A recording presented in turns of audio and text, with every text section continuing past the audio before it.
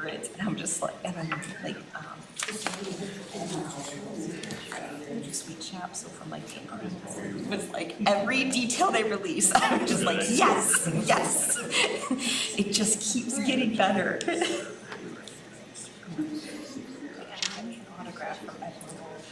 Oh, we met, so we did they did a Pixar themed cruise that we did last year.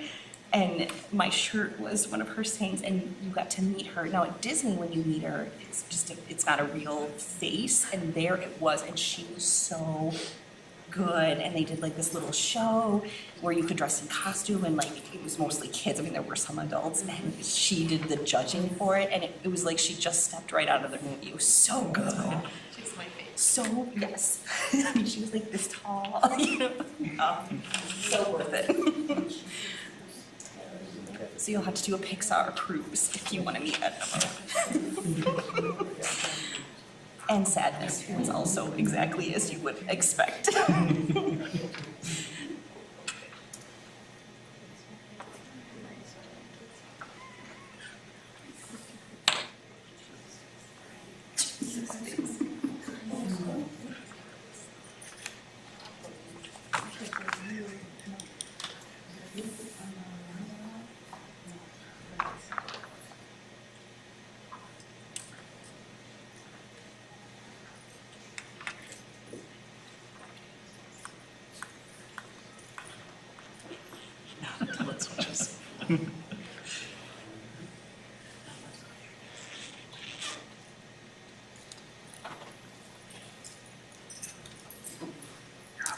All right, it is 6 p.m. Let's call the regular board meeting of April 14th to order and stand for the pledge. I pledge allegiance to the flag of the United States of America and to the republic for which it stands, one nation, under God, indivisible, with liberty and justice for all. Could we have roll call, please? Ms. Myers. Here. Ms. Tim. Here. Mr. Beer. Here. Mr. Inda. Here. Mr. Benbow. Here. Do we have any comments from citizens and delegations tonight? That takes us into our next item, special recognition of outgoing board member Julie Tim.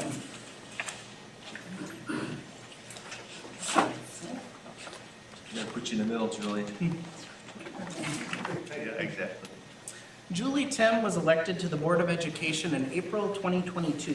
Holds a 3-year term of service in the Wisconsin Rapids Public School District.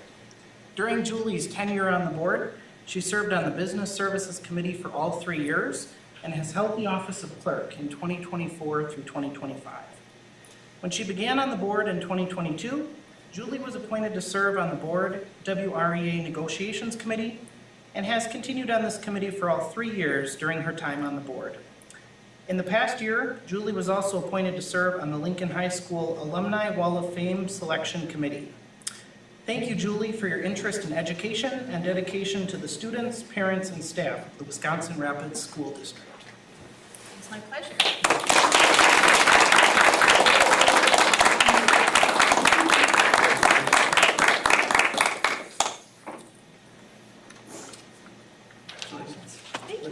No speech.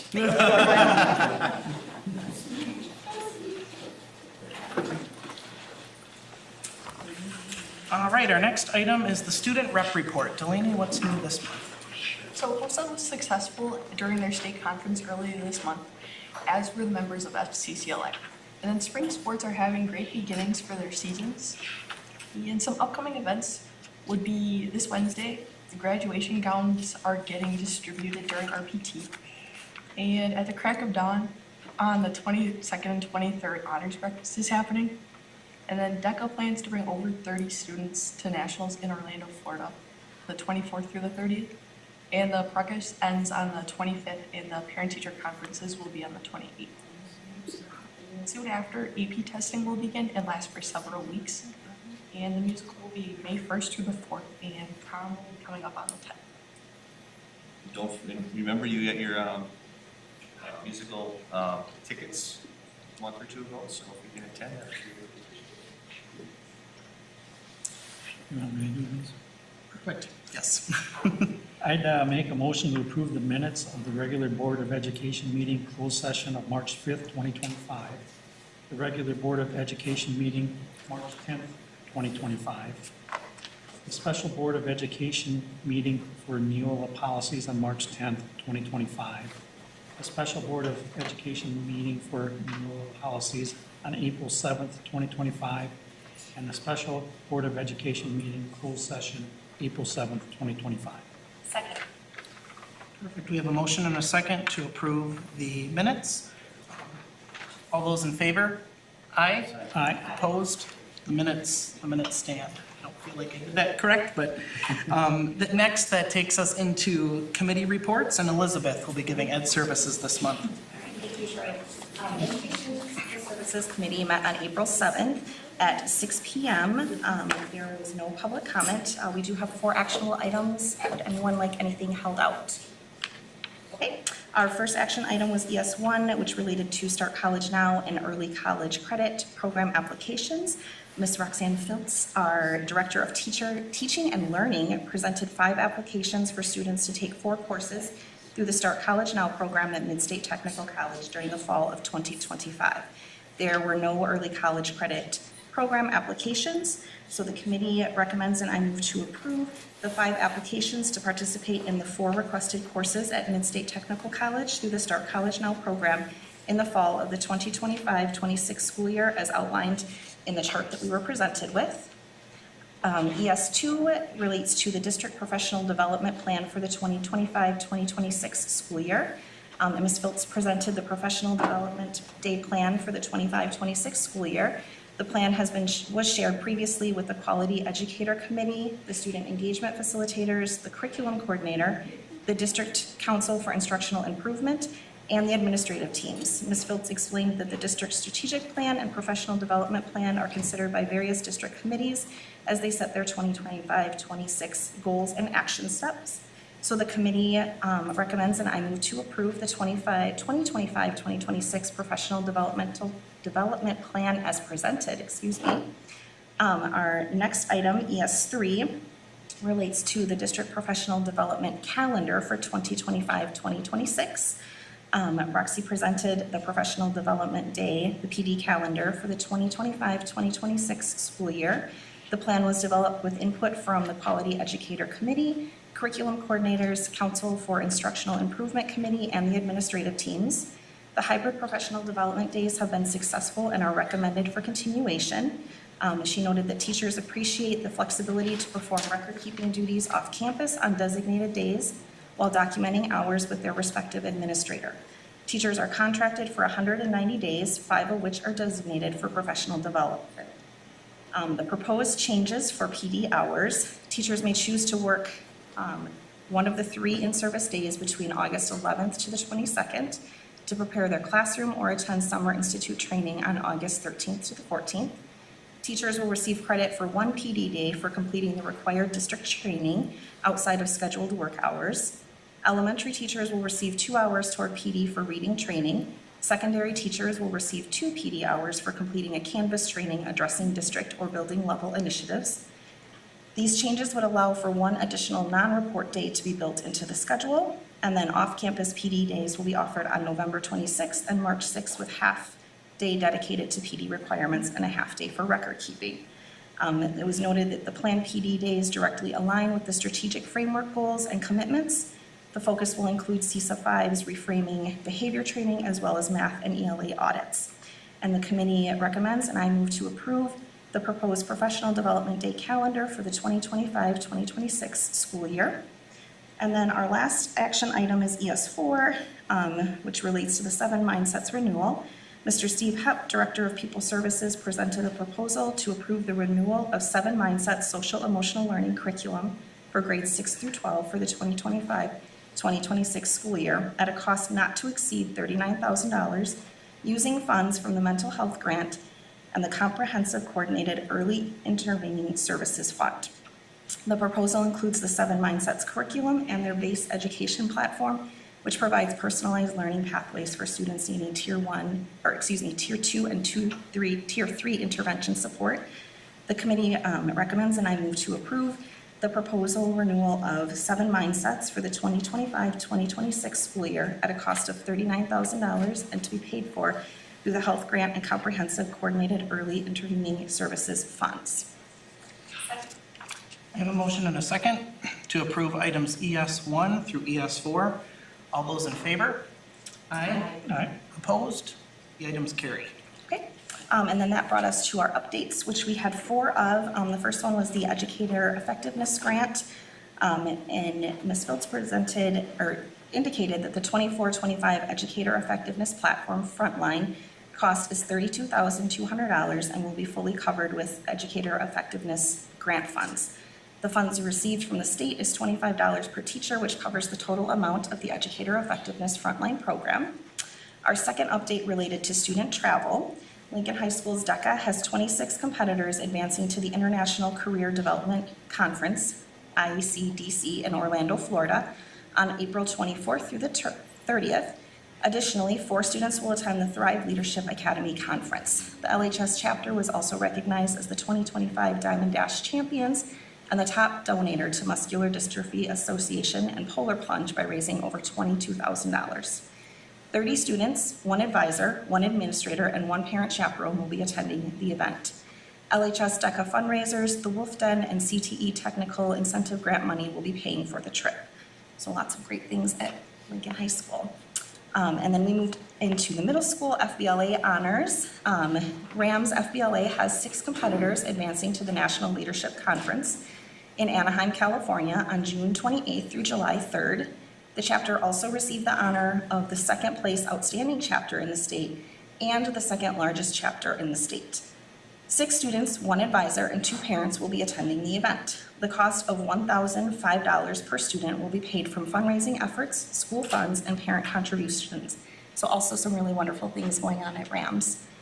And then our final update, Tracy Ginter, RAMS principal, and several of her staff members were here to explain some academic and behavioral updates for us. Ms. Ginter explained that RAMS is implementing the Equitable Multi-Level Systems of Supports, ELMSS Tier 2 and 3, enhancing relationships through RPT and Reset, customizing EduClimber, implementing SEL program, and continuing to provide academic and social emotional support.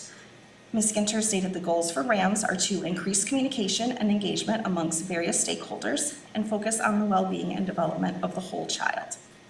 The RAMS staff had some updates for us in what they've been doing at the school as far as implementing academic flowcharts, behavior flowcharts, alternatives to suspensions with restorative practice, working lunches, and tobacco programs to provide support to students. Additionally, conflict resolution and bullying cessation presentations are available. A comparison of behavior incidents from the beginning of the school year to present show a decrease in behavior issues across all grade levels.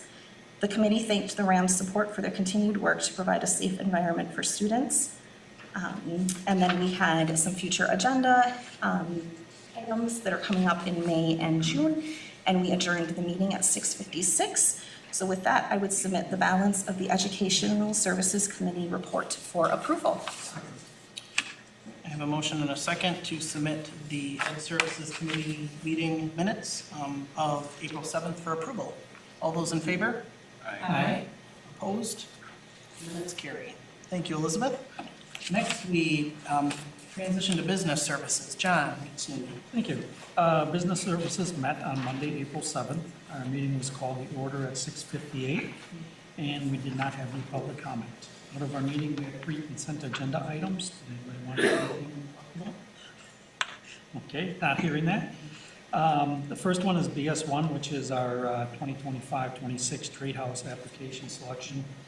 We did have a meeting for the Trade Home Committee earlier. It started at 3:30 and it ended at like 3:38. So out of that meeting, we did decide on a house for Nicholas and Madeline Palmquist for construction. Nicholas is a former student of Lincoln and also a former student in the Trade Homes class. So we did have 2 houses to select from. We typically have a threshold of trying to keep it under 2,000 square feet. So this house met the selection, And it also, the second house was like 2,500 square feet, which would have been harder for the class to handle. So out of that, I move to approve the application from Nicholas and Madeline Palmquist for the construction of a home by the 2025-26 Lincoln High School Building Trades Home Construction class. The second item, BS2, was a Gaggle approval for software that does all our site management for all of the students' accounts as far as the Facebook and that type of thing.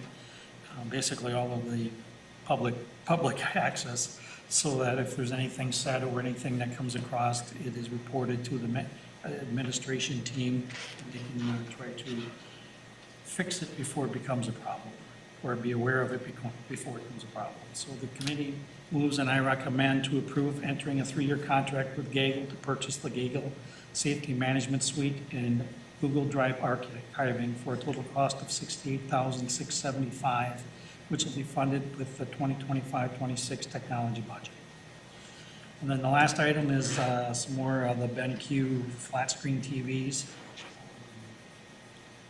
If you recall, we approved 100 for the last year, and they're doing 75 more to hopefully finish up the projects in the buildings. These are all replacing the smart boards that were in a lot of the classrooms and are no longer supported. And these are much more, as you can see, they're much more easier to use than the smart boards were. So the committee moves, and I recommend to approve the purchasing of 75 BenQ IFPs and up to 75 balance box mounting kits from BG Innovations, not exceeding $300,000, to be funded from the 2025-26 technology referendum budget. Second. I have a motion and a second to approve BS1 through BS3. Chris, can we have roll call, please? Ms. Tim? Yes. Mr. Beer? Yes. Ms. St. Myers? Yes. Mr. Anda? Yes. Mr. Benko? Yes. Then we had some updates as far as purchases updates. Actually, it was a bill for the previous BenQs that were ordered.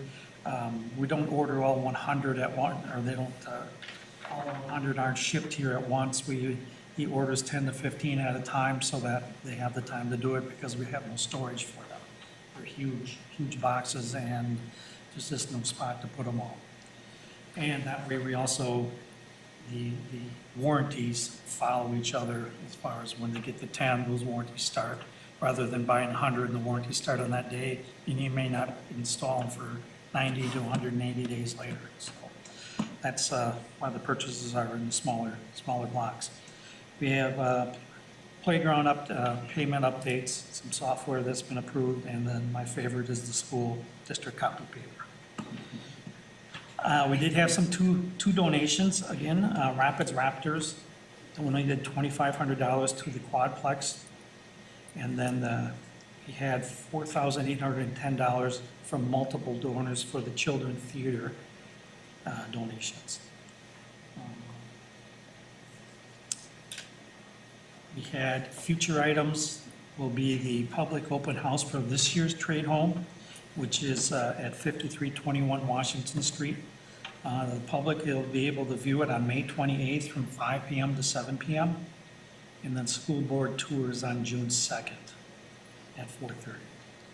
If you've never been to one of these houses to see what our kids do and the amount of work that they do, it's truly amazing what the skills that these kids have. A couple of years back, we had one of the kids that did welding, and he welded the whole railing for a staircase from top to bottom. They had to do it all custom on site, because you couldn't have made it in the shop and then get it in the building or got it into the house. So some of the stuff they do, so I would recommend, it's well worth your time to go visit the open house and see what these kids are doing for us, or for these families and the people that apply to have these houses built by the trade home class. So I would like to submit the balance of these minutes for approval, along with the minutes from our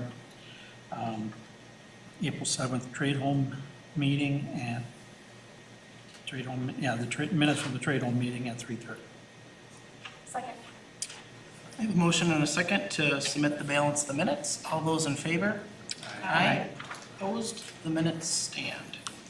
Thank you, John. Next, we have Personnel Services Committee. Personnel Services Committee met on Monday, April 7th. The meeting was called to order at 7 p.m. and we did not have any public comment. Before us tonight are 9 actionable items. Does anybody want any items withheld? Perfect. So PS1, the committee recommends and I move to approve of the listed support staff appointments. PS2, the committee moves and I recommend to approve the following professional staff appointments. PS3, the committee moves and I recommend to approve the following professional staff resignations as listed. PS4, the committee moves to approve the following support staff resignations as listed. PS5, the committee moves and I recommend to approve the following non-represented support staff resignation. PS6, the committee moves and I recommend to approve the following support staff retirement listed. Our next item, PS7, professional staff base wage increase. Brian Oswald, Director of Human Resources, shared with the committee that in order to stay competitive with local districts, there is a need to increase the professional staff base wage. Mr. Oswald also shared local area base salaries as a comparison.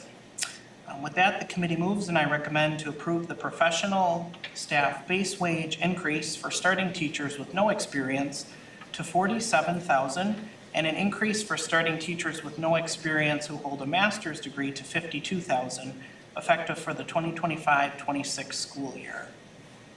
Our next item details the co-curricular base wage increase. Mr. Oswald shared that in order to keep and to continue to get people to fill co-curricular positions, there is a need to increase the co-curricular base wage. PS8, the committee moves and I recommend to approve $47,000 as the new base wage calculator to be used with athletic and non-athletic co-curricular pay percentage rates to calculate wages for district coaching and advisor positions, beginning with the start of the 2025-2026 school year.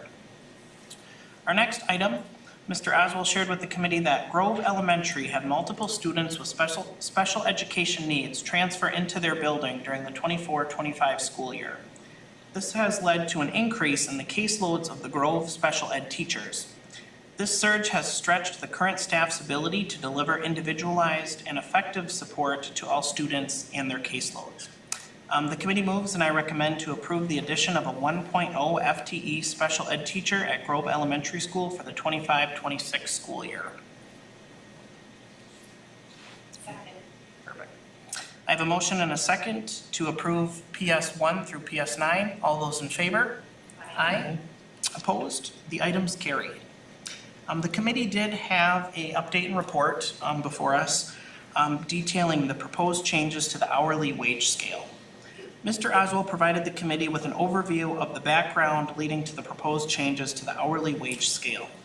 It was explained that the adjustments were driven by confusion over the levels, comparables, pay rate differences, exacerbated by increases, and the need to remain competitive in attracting and retaining hourly staff.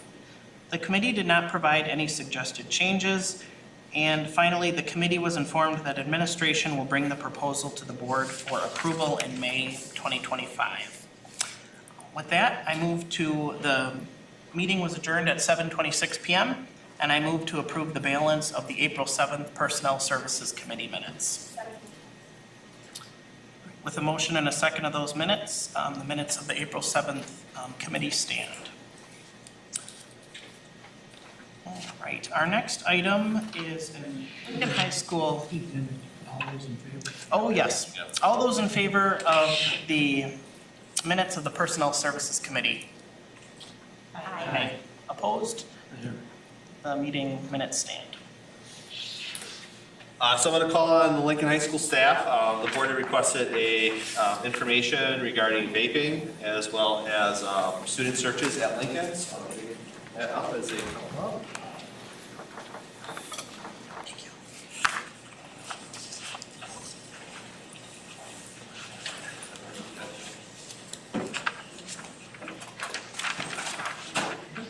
Good evening, everybody. I'm Rod.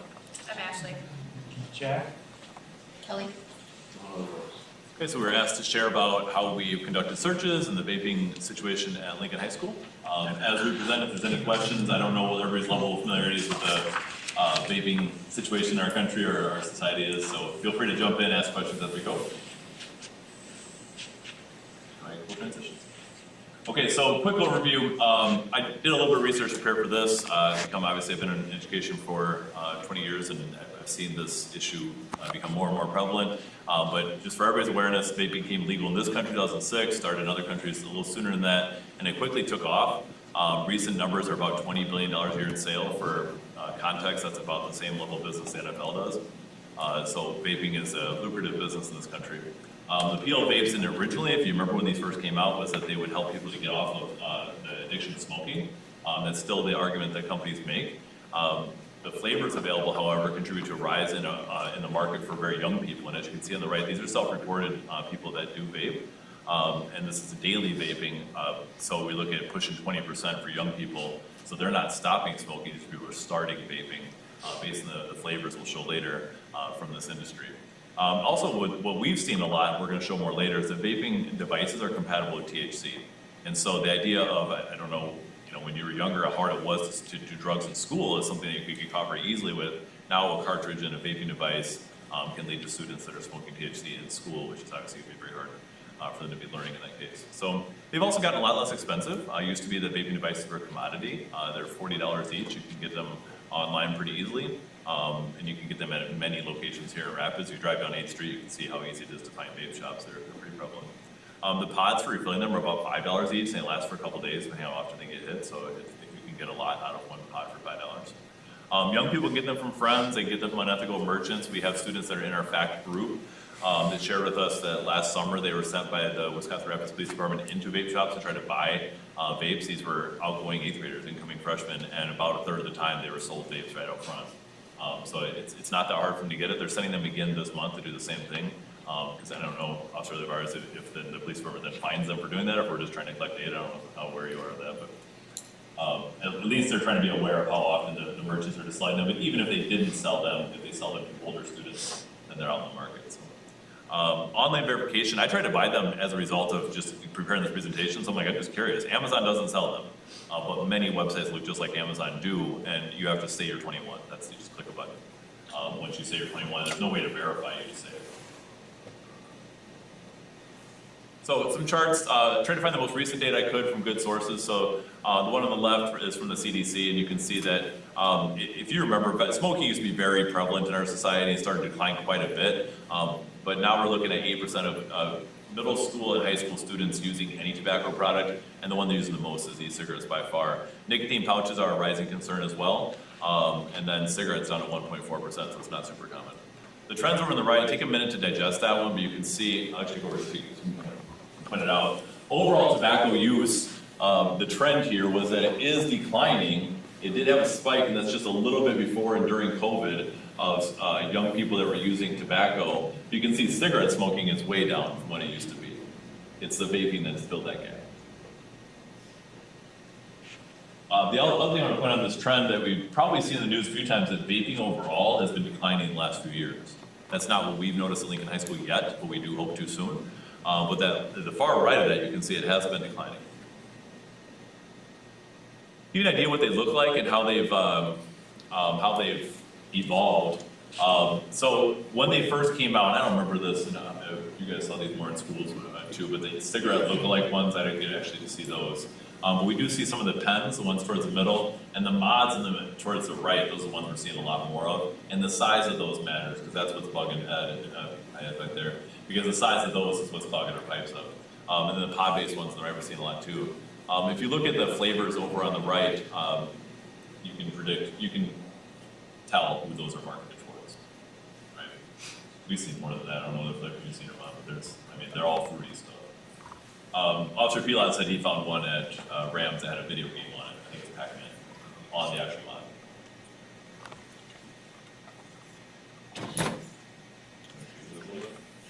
Yeah, I think I took this photo, it was November, December. I'll pass around some bags now.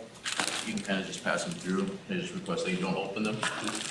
So these vapes that were collected, these are all from January of this year. We do have a representative in the county that will randomly come and collect them from us and we'll dispose of them the right way. All these bags are from January, Ron? Since January, yes. So these are only nicotine vapes, so all the THC vapes, I actually take myself to the police department and they're taking it in as evidence. These are just nicotine vapes from January, just like in high school. So my locker is running out of room.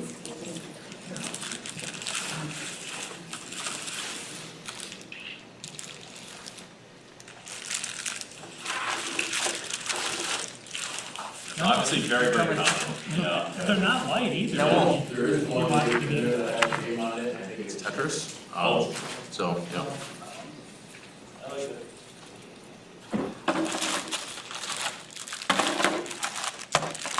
So, and then you can jump in if you have more to share too, but on the right, there's a picture of one of your staff members, or one of your maintenance staff. He brought me in to show what it's like when the toilet stops running. He says it takes about an hour, is that all right, to pull this thing off the wall and get back in there. They've been able, as far as he can tell so far, his name is Steve, I think, they've been able to get them out of the pipe. He's worried they're gonna get back into the pipes and into the walls at some point, and they might have, we just haven't noticed. That would be a reconstruction of a wall or somehow, however you get that out of there. He doesn't think we can get them out any other way. But you can see in here, there were 3 vapes and 2 Reese's peanut butter cups. So when I say, like I've told people that the toilets are destroyed, the toilet is actually not destroyed, of course, but all the seals are ruined. It's a lot of labor to get it off the wall. It's happened 15 times this year. Why are they flushing them? I don't know. I don't know. I can either two things sometimes. But my guess is they don't want to get caught. We do have vape detectors. They know that you could get caught. And so we have put in some, it's almost like a sharp container where you can put in a vape, you can't get it back out, see if that will stop that. Something the FACT group did recommend, the FACT group recommended for us. But we'll see if the students take us up on that. This is one of the reasons why we want to make sure the students are vaping in school, is that we don't want to keep destroying our school property. The rest of this slide here talks about our response to vaping. So we spent $35,750 on this about 2 years ago. So the vape detectors, this is just for Lincoln High School. So the vape detectors in the high school, we have them in Rams as well. And then another half of the cost goes for a 5-year contract that we're 2 years into. And with that, we've also seen students congregate in bathrooms in ways that they didn't used to before. And so now we hit the detector is one of the things that goes off when that happens. We receive quite a few complaints. I have students that I meet with once a month called the Principal Student Advisory Council, and they brought that up. I handed out cards and said, what's one thing you'd like to fix at Lincoln High School? Is that like our second meeting we did that, I think? First or second. So, and the students wrote back, and I believe it was unanimous. It was nearly unanimous, like, I'd like to use the bathroom without people in their vaping. It was a problem they all brought up. We've heard it through cabinet. Students and teachers are saying students are late to class because they can't get to the bathrooms, or they come to class and they want to pass right away, which I think teenagers have always said that, but now they're saying, I can't get in the bathroom during passing break because the students are in there doing this. So, as we said at the bottom bullet point, the vape detectors report students pretty much vape throughout the whole day. Despite the work of our health teachers, our FACT group, and the posted rules, they're still persistent with it.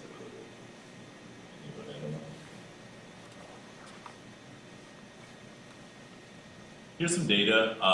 This came from the Verkada website. You can log in there and see how often the hits are going. So we have an average of 39 vape detector hits a day.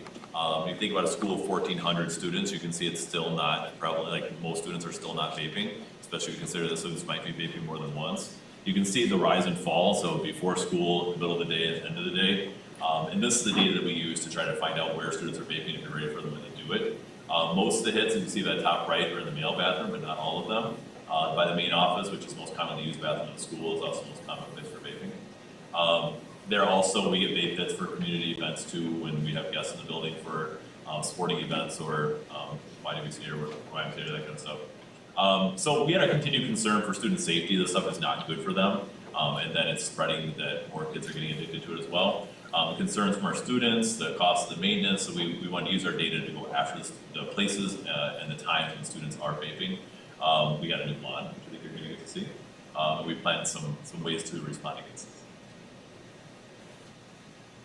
So here's some data. This plus the Verkada data of looking how many hits they had last year would suggest that we're getting more problems. We're getting more students vaping, and we're catching them as often as we did before, and that's one reason we're trying to get into this. Maybe students are getting more clever with it, but as you can see, the THC vapes remain a major concern. You could say, of course, that vaping is something that one person's doing. It doesn't have as much secondhand smoke as cigarettes did before. The THC vapes are 100% against school rules and not something we're going to tell them.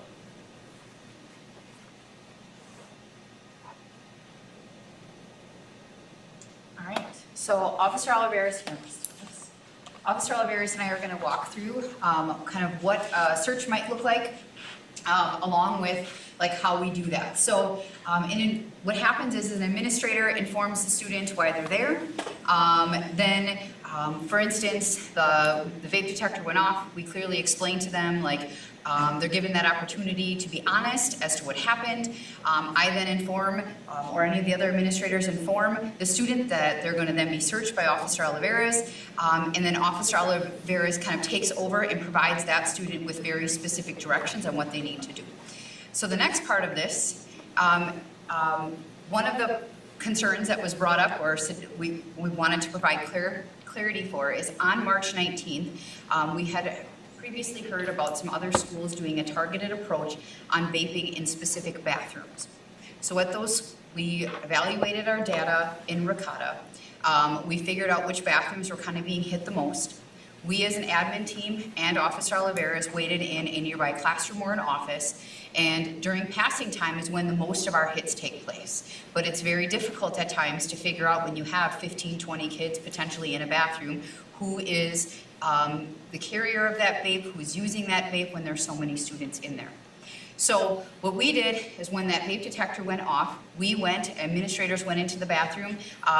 If it was we did female bathroom, Ms. Tessmer and I went in first, made sure all students came out of the stalls and lined up against a wall. And then once we knew all students were presentable and that there was, there was no privacy concerns in any capacity, we had Officer Oliveras come in. We then explained to them that there was a vape detector indicated in the bathroom, and that before anybody was going to leave, that we were going to do a quick wand detector search of them.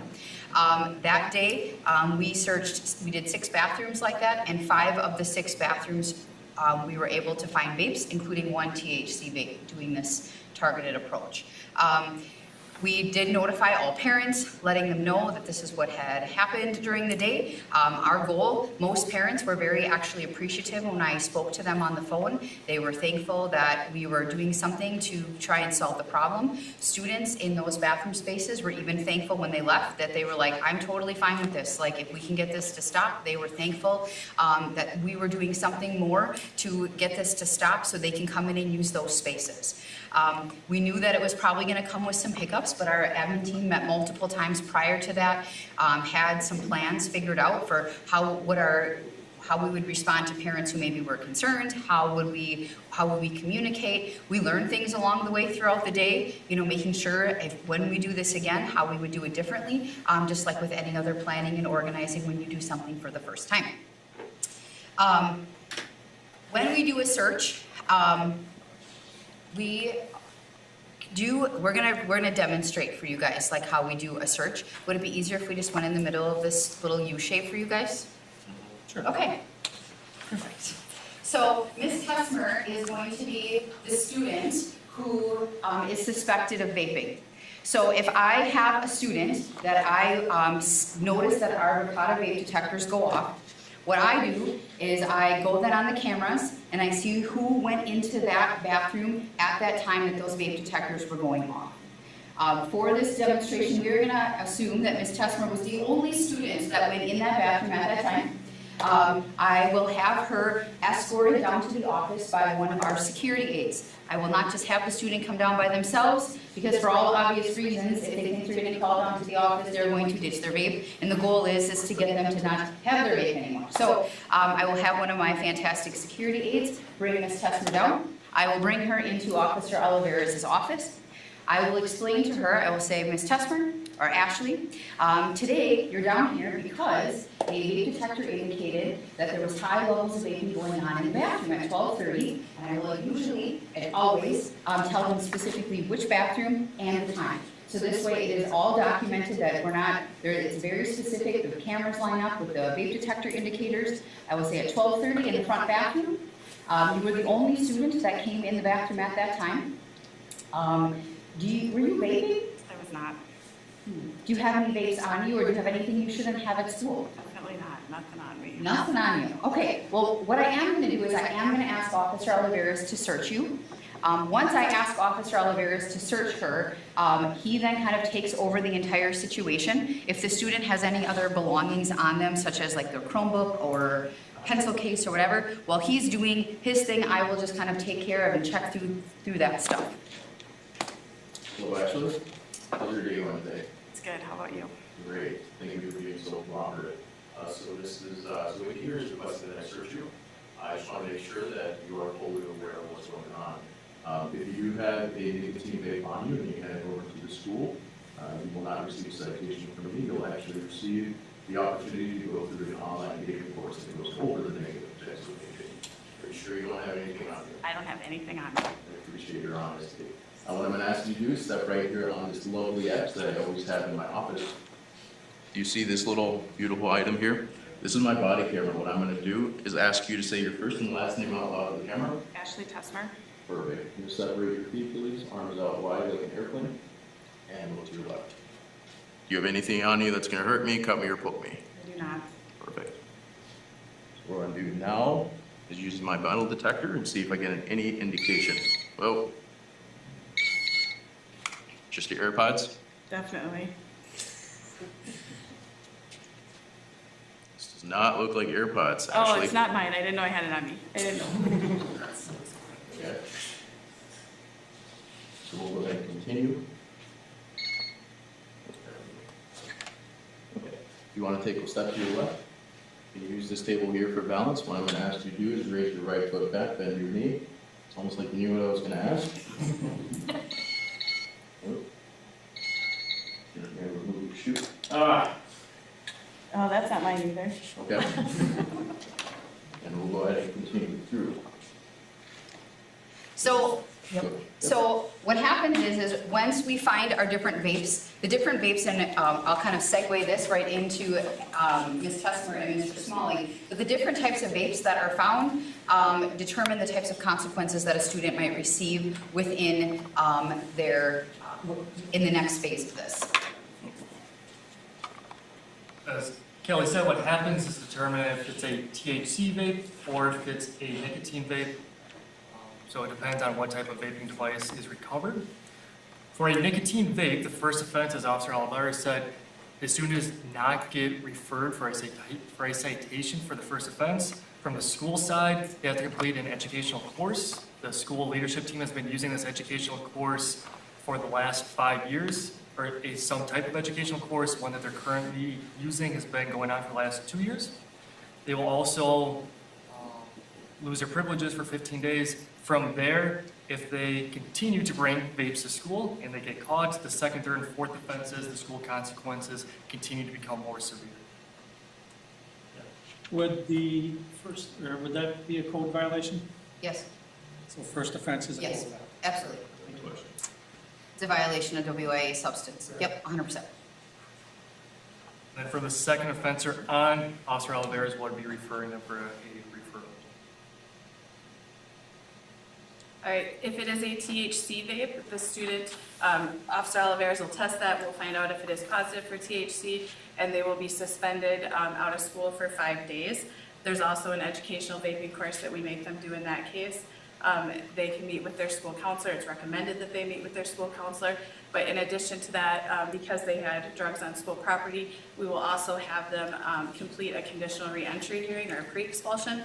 There's an example on the board. All the information, student information has been removed from that, but it goes through the expectations of that student coming back into the building as well. So for example, they have to go through a urine drug screen. They also have to take the assessments. They have to follow the recommendations of those assessments as well. But our goal is to help support students coming back into the building and hopefully kicking this habit that they have, as well as setting them up for success moving forward. So there are a few other components on there as well. If after the first offense, when they come back into the building, if they have additional offenses, it can be anything from an additional, or it will be a 5-day suspension, but it might be a final warning letter, or it could result in expulsion, depending on the situation as well. The third offense would definitely move to expulsion. All right, I'm going to pass it over to Dr. Watson to talk about our next steps. All right, so we know that you cannot consequence your way out of addictions, and that these companies have really created an addictive product for young people. And so we're trying to put some positive pressure on them to make sure that they're not doing that in school, and then also educating them about why you shouldn't do that at all. Part of our do-out is we really need to work on our in-depth training. This is a program that's been shown to be very effective. We just don't have anybody at our school that's been trained in it yet. Finding the right person that wants to do that, I don't remember around how many hours it is, but it's substantial. And so that training is something we're really hoping one of our teachers can pick up this summer and work on.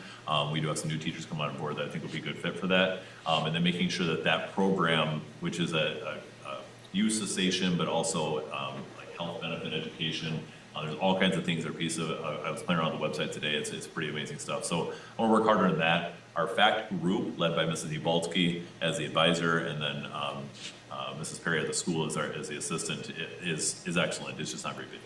And so, and the students that are in there and they're interested in making sure that vaping is something that we know is not good for you, well, they're not probably the same students that are vaping. And so making sure that they have influence on students that are thinking about vaping, making sure that their work is supported in the school. For instance, the vape drop boxes were their idea, and they've spoken on at the radio station before, and they've published articles that have been put in the paper before. And so continue to support their work, and knowing that we're a school, our way out of problems like this is through education more than consequences. Yeah, go ahead. Just the FACT group, you mentioned that they were the ones that suggested the boxes in the bathroom. Do they Yeah. have other suggestions that you're able to implement or working They on? mostly education, propaganda, things that they want to do, contests and things to try to get people to learn more about vaping. They've done videos for RPT.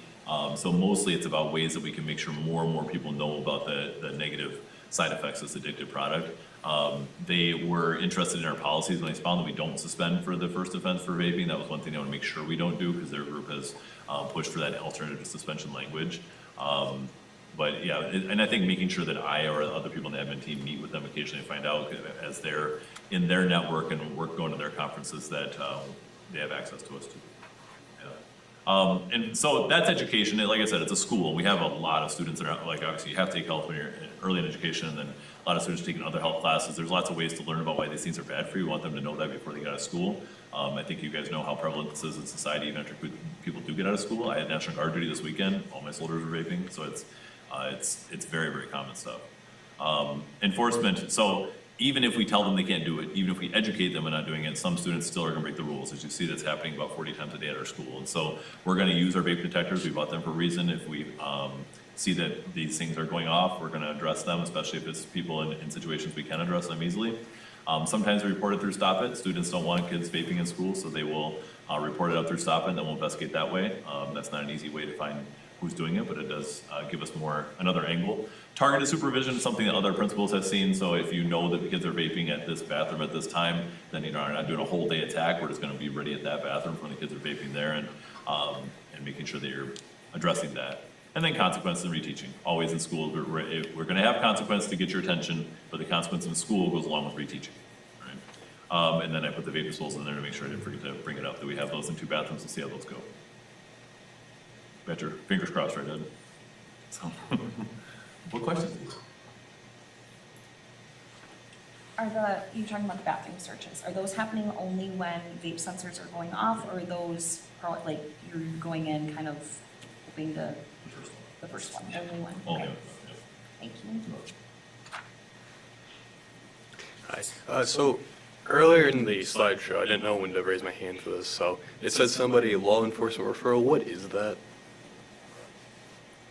Law enforcement referral. Yeah, I don't know. So once the school or the administrator refers the student to me for not being in possession of the nicotine or the THC, that in itself is a referral to me.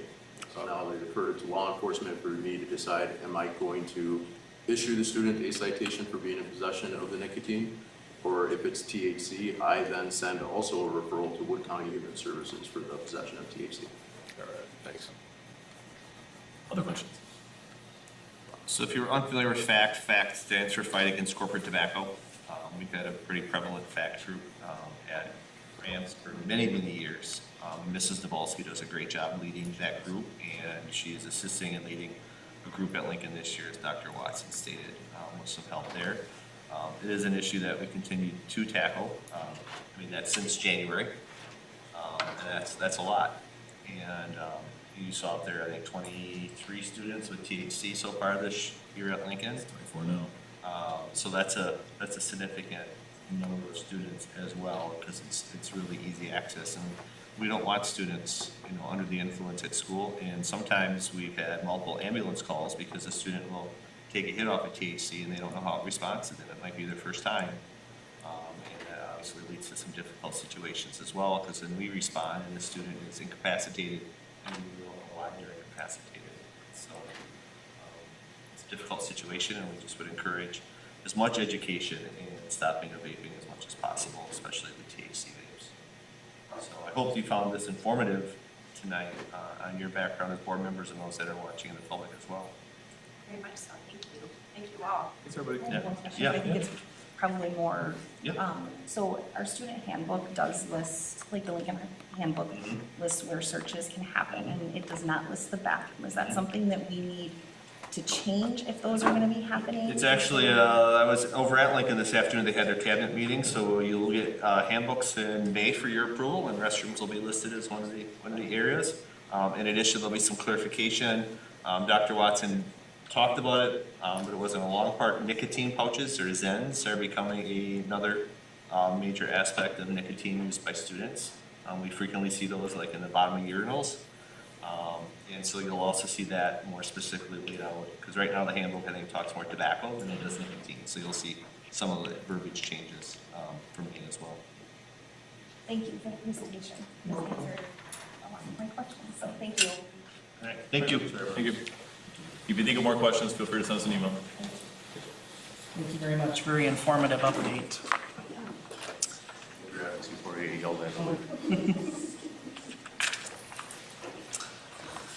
All right, our next item is agenda referrals and information requests. Does anybody have anything this month? Hearing none, our next item is the legislative agenda.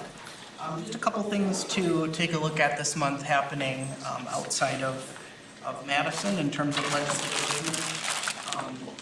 Among the latest bills introduced for co-sponsorship in Madison was a proposal to allow WRS participating employers to rehire WRS annuitants without said employee foregoing their annuity.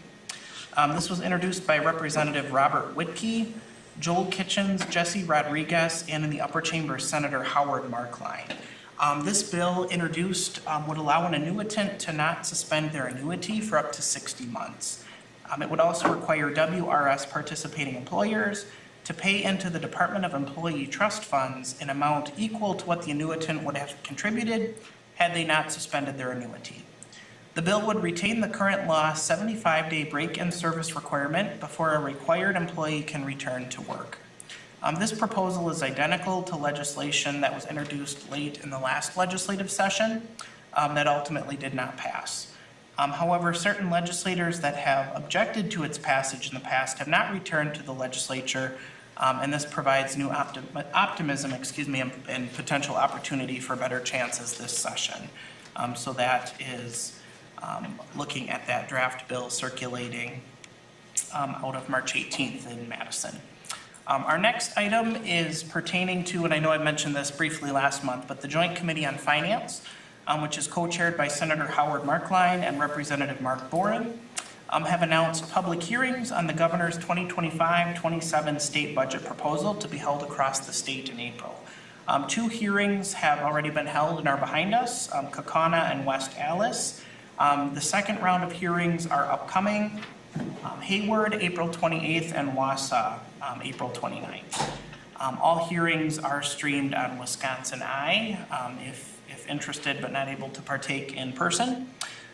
Little backstory on that. Before any votes are taken on the budget, the Joint Finance Committee historically holds a series of public hearings across the state The committee wants to hear from the public about issues that concern them, which also, in terms of advocacy, as school board members and as a district, makes for a great chance for your board and leadership team to provide testimony highlighting what we deem as top state budget priorities for the district.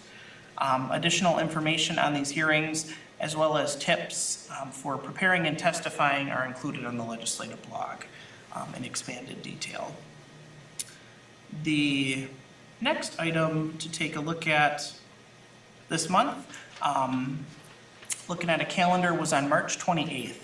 March 28th, Governor Evers vetoed Assembly Bill 1, and also known as Senate Bill 18, a bill to undo recent changes to state cut scores and restrict the ability of DPI to change cut scores on state assessments and school district report cards moving forward. While the governor has been critical of the recent changes in state standards, he ultimately vetoed the bill over concerns it infringed on the independency of DPI as a state agency. The bill had previously passed the state assembly and Senate on a party line vote, with all Republicans voting in favor and all Democrats opposed. The legislative blog does go into expanded detail on language of the bill, along with various statements from the governor, state superintendent, and the legislative author as well, if interested in looking at that in an expanded scope. The next item to take a look at is, I'll just spend a minute recapping our April 1 election, specifically how that impacts school districts and education. The state superintendent race, incumbent Jill Underly retained her seat for another 4-year term that ends in 2029. On the referendum scope, locally 81 school districts went to referendum with 89 total questions. Of those, 52 passed while 37 failed, translating to an overall passage rate of 58.4%. This does represent a significant decline from the November elections that saw a passage rate of over 77%. Similar to November, capital referenda continue to pass at a higher rate than operational referenda, with passage rates of 64.5% and 55.2% respectively. Just spending a second looking at some expanded results. Capital referenda, 20 passed, 11 failed. As I mentioned, that's a 64.5% passage rate. Non-reoccurring referenda, 31 passed, 22 failed, which is a 58.5% passage rate. Recurring referenda, 1 passed and 4 failed, which is a 20% passage rate. And that brings us to our overall 52 passed, 37 failed for a 58.4% passage rate. The legislative blog does have an expanded list of specific information and referenda results based on school district, amount, and then description of referenda for an expanded view. Also, what that means locally for WRPS as we started as our first item, I want to thank Julie for her tenure and years of service on the board. And also out of the election results, we'll have Jamie Sparks be joining us on the 28th. So we welcome him to the board as he was elected to serve in that capacity. And you're stuck with me again, so that happened. Just to recap again, thank you, Julie, for your years of service to the district.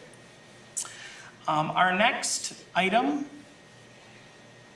our final piece is last week, the Assembly Committee on State Affairs will meet to hold a public hearing on 2 bills, one of which would establish restrictions surrounding which flags can be flown outside state and local government buildings. This bill, known as Assembly Bill 58, authored by Representative Jerry O'Connor, would prohibit the flying of any flags other than the U.S. or Wisconsin flag, with some exceptions for flags honoring veterans, tribes, local governments, or universities, and in some cases, other states and counties. This hearing took place in the Capitol last week. The full proceedings are on Wisconsin Eye, and also for an expanded view, the full in its entirety bill text is listed on the legislative blog as well. The last piece to talk about this month came out of last week. The Assembly Education Committee met and held a public hearing on Assembly Bill 166. The bill would in essence require higher education institutions to include, among other data points, Total average costs and debt burden for pupils compared with their average earnings post-graduation as part of academic and career planning services provided to high school juniors and seniors. This bill would further require data to be collected both by a major and total aggregate of the student population. The bill was circulated for co-sponsorship in early April and already has been scheduled for a hearing. This usually signals that this bill is of a high priority of the legislative majority. The legislative blog does have expanded details and context of that bill as well as the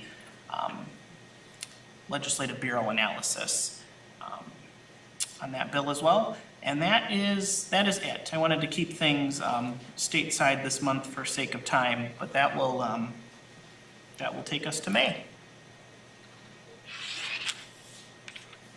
Perfect. And our next item is action on the receipts and disbursements. I would make a motion to note the receipts and pay the bills as printed. Second. I have a motion and a second to approve receipts and bills to be paid as printed. Chris, can we have roll call? Mr. Inda? Yes. Mr. Benville? Yes. Mr. Beer? Yes. Ms. St. Myers? Yes. Mrs. Tim? Yes.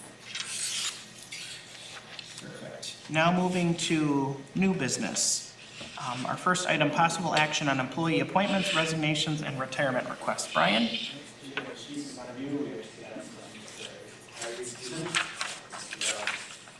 New staff learned a couple PE teachers, a English language arts teacher, and a social studies teacher that was starting last year. And then a resignation is a special ed teacher that will be taking job elsewhere at the school as well. Just to note, 2 of the hires are Lincoln graduates, so it's nice having our students come back and work for you. I do have a question on the minutes. And I thought maybe Brian can answer this.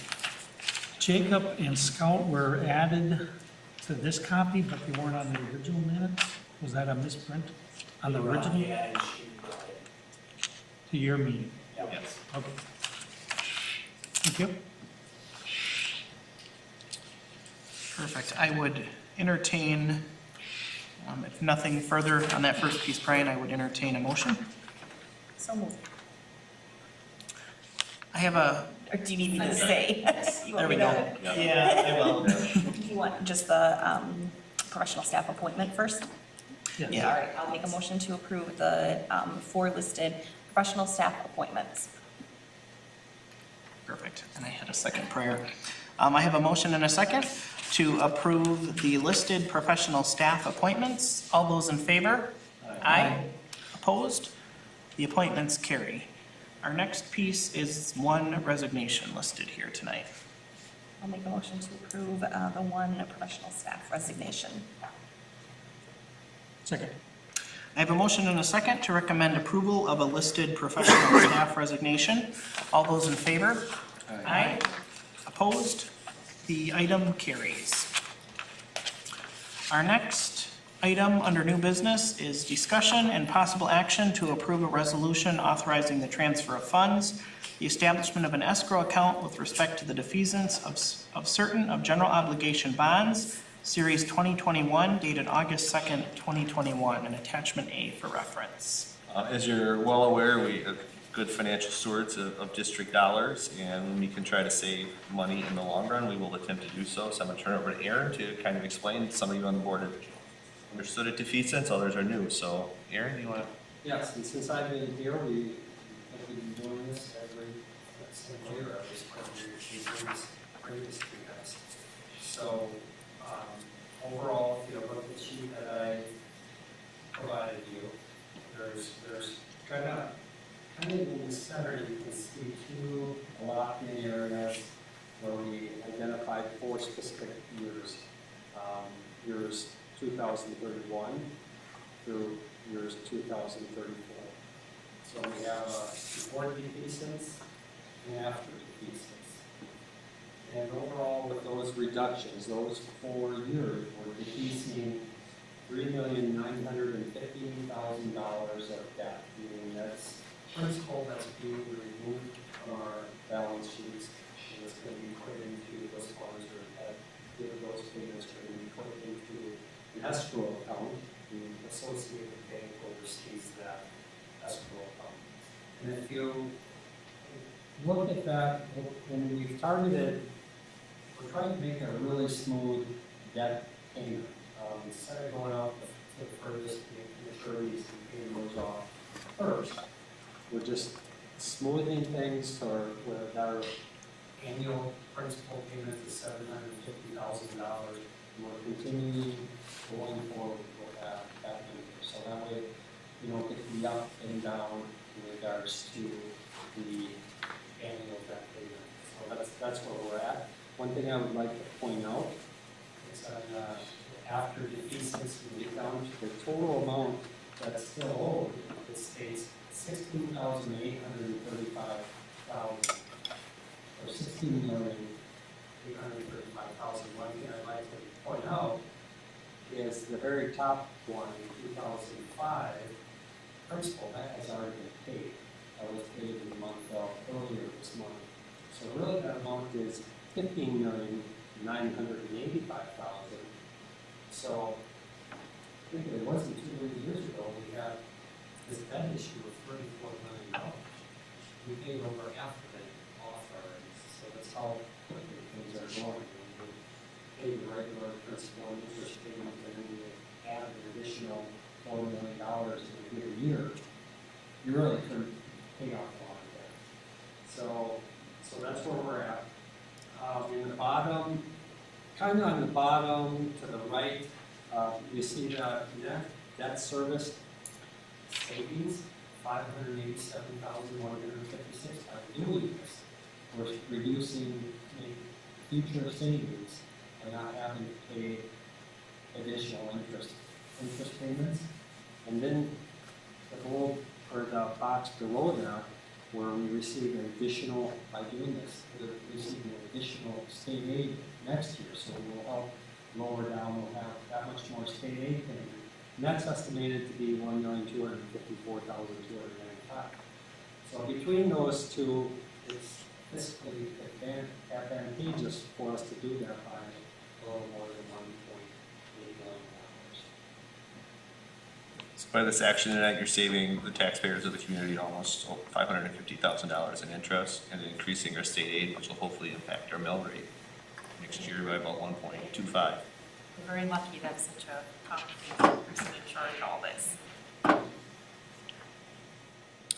Then I'd make a motion to approve of the proposed resolution authorizing the transfer of funds, the establishment of an escrow account with respect to, and the defeasance of certain of the general obligation refunding bonds, Series 2021, dated August 2, 2021.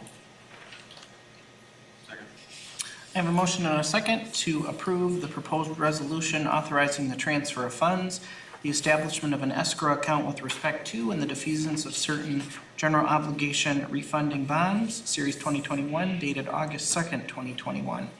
Chris, can we have roll call, please? Ms. St. Myers? Yes. Mr. Beer? Yes. Ms. Tim? Yes. Mr. Inda? Yes. Mr. Benbow? Yes. Perfect. And I just want to echo what Ron had mentioned a minute ago. I think we have, thank you for your fiscal responsibility and efforts in terms of paying this down and making smart decisions. Thank you on behalf of everybody up here. Looking at the calendar, just a few things to mention. Immediately following this meeting, we have a special Board of Education meeting closed session. Tomorrow night at 5 p.m., we have a special Board of Education meeting closed session as well. Next week kicks off listening sessions where various board members go to buildings on a scheduled basis to get feedback at those sessions. April 23rd, on Wednesday, we have a CII meeting at 8 a.m., and that takes us to Friday, April 28th for our next WRPS Ed update on WFHR radio show. Last thing I'll mention later this month is April 28th, which is a Monday, is our board org meeting at 6 p.m. To take care of business there as we move forward. So with that, we are adjourned. Thank you.